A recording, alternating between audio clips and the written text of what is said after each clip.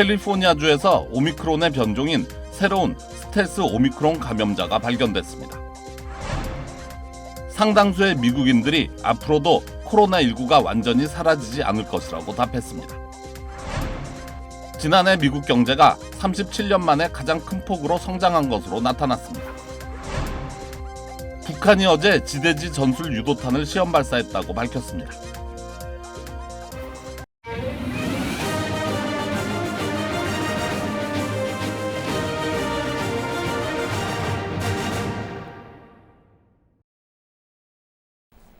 여러분 안녕하십니까? KBS 아메리카 뉴스입니다. 오늘 LA 카운티 코로나19 신규 확진자는 26,010명으로 사망자는 85명으로 집계됐습니다. 여기에 LA 카운티를 포함한 캘리포니아주에서 오미크론의 변종인 새로운 스텔스 오미크론 감염자가 발견됐습니다. 주 보건국은 스텔스 오미크론 감염이 총 14건 확인됐다고 밝혔습니다.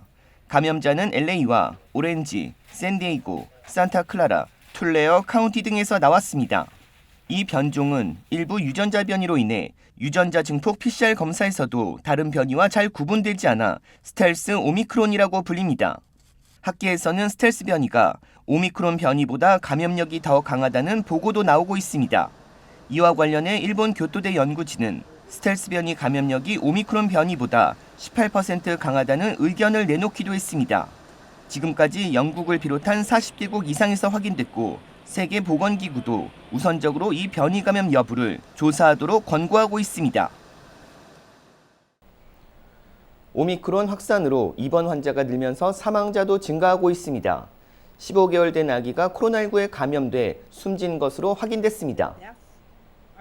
LA 카운티 보건국은 어제 하루 코로나로 숨진 91명 가운데 15개월 된 아이가 포함돼 있었다고 밝혔습니다. 그러나 이 아이에 대한 자세한 신원은 공개하지 않았습니다. 바바라 페레어 LA 카운티 보건국장은 팬데믹 이후 LA 카운티에서 가장 어린 나이의 주민이 목숨을 잃었다며 백신 접종 자격이 안 되는 어린이를 포함해 가장 취약한 주민들에게 치명적인 결과를 초래할 수 있다고 상기시켰습니다. 지금까지 LA 카운티에서 코로나로 숨진 사람은 2만 9천 명에 육박합니다. 2년간의 코로나19 팬데믹에 지친 탓일까요? 상당수의 미국인들이 앞으로 코로나19가 완전히 사라지지 않을 것이라고 답했습니다. 윤범수 기자가 보도합니다. 팬데믹이 종식된다면 과연 어떤 모습일까? 미국 성인들을 상대로 한 설문조사 결과 83%가 코로나19가 완전히 사라지지 않고 독감과 같이 계절성, 풍토성 질병으로 계속 이어질 것으로 생각했습니다. 반면 코로나19가 완전히 사라질 것이라고 답한 응답자는 15%에 불과했습니다. We're just going to eventually have to say, well, this is the, it's the flu and the COVID season instead of just the flu season. 계속되는 변이 출현에 우려도 커졌습니다. 외출 시 마스크 착용을 더욱 신경 쓰고 있다는 응답자는 65%, 많은 사람들이 있는 모임이나 장소에 가는 것을 피한다고 답한 응답자도 64%를 기록해 한 달 전보다 7%포인트 이상 늘었습니다. 감염 우려는 백신 접종자가 미접종자보다 훨씬 컸습니다. 백신을 접종한 응답자 중 71%가 여전히 감염을 우려하고 있다고 답한 반면 백신 미접종자 가운데 55%는 감염에 대한 우려가 적거나 전혀 걱정하지 않는다고 답해 대조를 이뤘습니다. 특히 정치적 성향에 따라 크게 갈렸는데 민주당 지지 응답자의 82%가 감염을 우려하고 있다고 답한 반면 공화당 지지 응답자는 51%에 그쳤습니다. 이와 함께 자녀를 둔 부모의 37%만이 아이의 백신 접종이 반드시 필요하다고 답해 어린이 백신 접종률이 낮은 이유를 반영했습니다. And it's just not sustainable. I don't know what we do in even the likeliest scenario that the virus becomes endemic and it's a perpetual threat. AP NORC 공공문제연구센터가 발표한 이번 여론조사는 1월 13일부터 5일 동안 미 전역의 성인 1,161명을 대상으로 실시됐으며 오차 범위는 플러스 마이너스 3.8%포인트입니다. KBS 뉴스 윤범수입니다.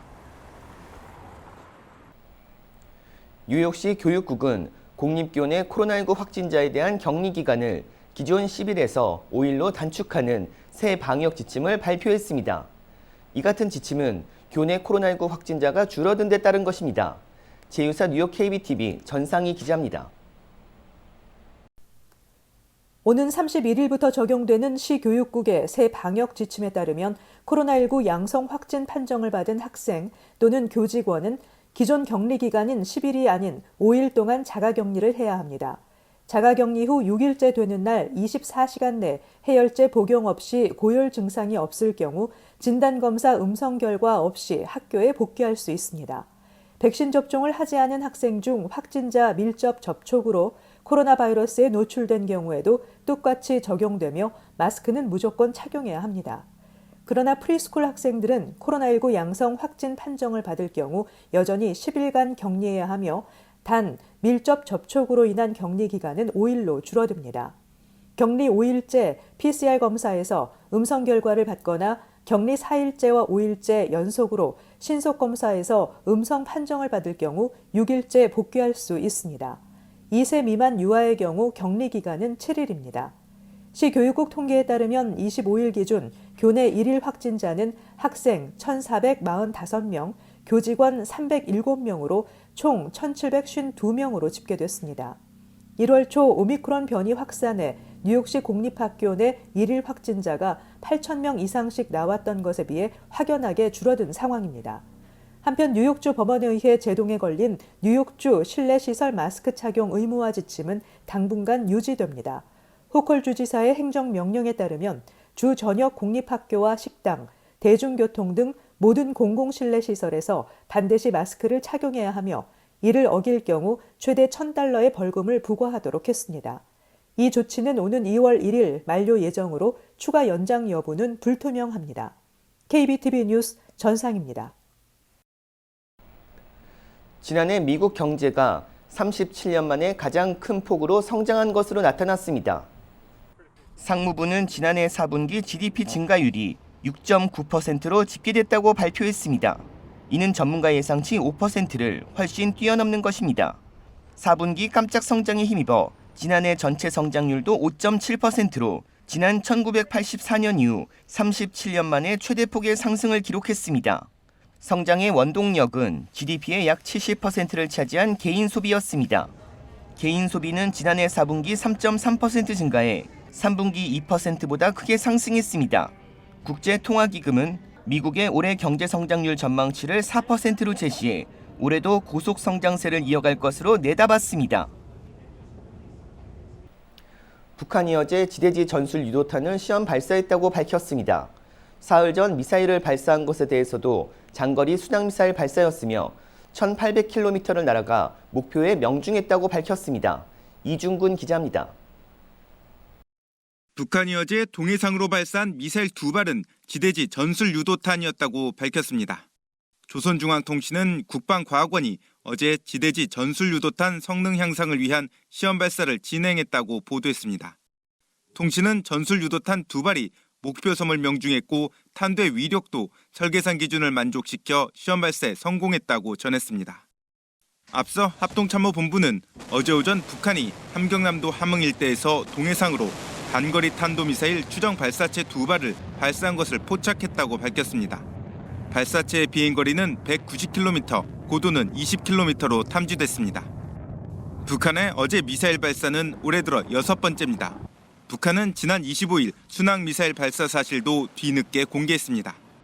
조선중앙통신은 순항미사일들이 설정된 경로를 따라 2시간 반가량 1,800km를 비행해 목표섬에 명중했다고 보도했습니다. 북한은 지난 20일 핵실험과 대륙간 탄도미사일 ICBM 발사 중단 철회를 검토하겠다고 시사한 뒤 잇따라 미사일 시험 발사를 진행하고 있습니다. 조선중앙통신은 이와 함께 김정은 국무위원장이 군수공장을 시찰했다고 밝혔지만 날짜와 장소는 공개하지 않았습니다. KBS 뉴스 이중근입니다. 국무부는 오늘 북한이 미국의 우선순위 과제라면서 한반도 비핵화를 위해 중국이 대북 영향력을 행사해 줄 것을 촉구했습니다. 국무부는 토니 블링컨 국무장관과 왕이 중국 외교부장이 전화로 최근 북한의 미사일 도발과 관련한 내용을 논의했다면서 이같이 밝혔습니다. 미국은 지난 12일 북한의 탄도미사일 개발과 발사를 문제 삼아 북한인 5명을 독자 제재한 후 유엔 안전보장이사회에 제재 대상에 추가로 올리려 했지만 중국의 제동으로 사실상 무산된 바 있습니다. 북한 비핵화 해법을 놓고 미국은 북한이 조건 없이 대화에 나서야 한다는 입장인 반면 중국은 대화의 조건을 만들기 위해 일부 제재 완화가 필요하다는 입장입니다. 맨발의 사나이 조승환 씨가 얼음 위에서 오래 서 있기 세계 신기록을 다시 한번 세웠습니다. 지구온난화의 심각성을 알리기 위해 이 같은 도전에 나섰다고 밝혔습니다. 박시몬 기자가 취재했습니다. 오늘 오전 한인타운 내 한 호텔. 맨발의 사나이 조승환 씨가 얼음 위로 올라섭니다. 응원해 주시기 바랍니다. 네, 지금 이 시간 발이 얼어붙는 것 같은 통증 속에서도 흔들림이 없습니다. 하루에 7시간씩 훈련하는데 이번에는 집중적으로 하체 훈련을 해왔습니다. 스쿼트를 하루에 3,000번씩을 해왔기 때문에 자신 있습니다. 조승환 씨는 지구온난화에 대한 심각성을 알리고자 기록에 도전했습니다. 얼음 위에 서 있으면 얼음이 녹아내리듯 지구의 빙하가 조금씩 녹아내리는 것을 표현한 퍼포먼스입니다. 3시간 30분, 세계 신기록이 나오는 순간입니다. 본인이 종전에 세웠던 3시간 25분에서 5분을 더 늘린 것입니다. 처음에 막 시작할 때 한 10분 정도가 힘들고 1시간이 넘어가면 그때부터 힘이 듭니다. 그리고 2시간이 넘어가면 이제 정말 그 고통이 오거든요. 그때가 참 가장 많이 힘듭니다. 그리고 3시간이 넘어가면 온몸이 그냥 근육이 다 마비가 되는 그냥 굳어지니까 그런 게 힘듭니다. 조 씨는 이번 도전에 앞서 전남 광양에서 임진각까지 이르는 427km의 거리를 맨발로 뛰었고 일본의 후지산도 맨발로 오르는 데 성공한 바 있습니다. 조승환 씨는 얼음 위에 서 있는 시간을 7시간까지 늘리는 게 목표입니다. 저 맨발의 사나이 마지막 꿈은 사실은 히말라야 안나푸르나를 맨발로 도전하는 게 목표인데 지금은 7시간입니다. 빙하의 눈물, 지구의 소멸, 이 빙하가 심각하게 녹아내리고 있다는 것을 전 세계인들에게 알리고 싶어서 목표를 7시간으로 잡았습니다. 인간의 한계를 넘어선 조승환 씨는 오는 2월 제주도에서 3시간 32분을 기록한 뒤 캐나다로 건너가 3시간 35분에 도전합니다. KBS 뉴스 박시몬입니다. 넷플릭스 시리즈 오징어 게임이 비영어권 드라마 최초로 미 제작자 조합상 후보에 올랐습니다. 미 제작자 조합 PGA는 오늘 오징어 게임을 제33회 PGA TV 드라마 부문 최우수 후보로 올렸다고 밝혔습니다. 오징어 게임은 파라마운트 네트워크의 옐로스톤 등과 경쟁하게 됩니다. 시상식은 오는 3월 19일 LA 페이먼트 센츄리 플라자에서 열립니다.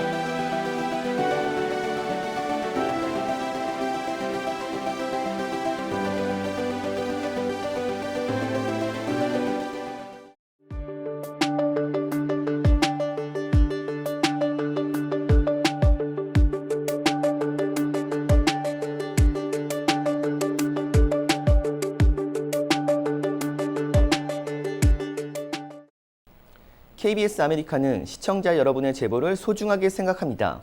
오늘 뉴스 마칩니다. 고맙습니다.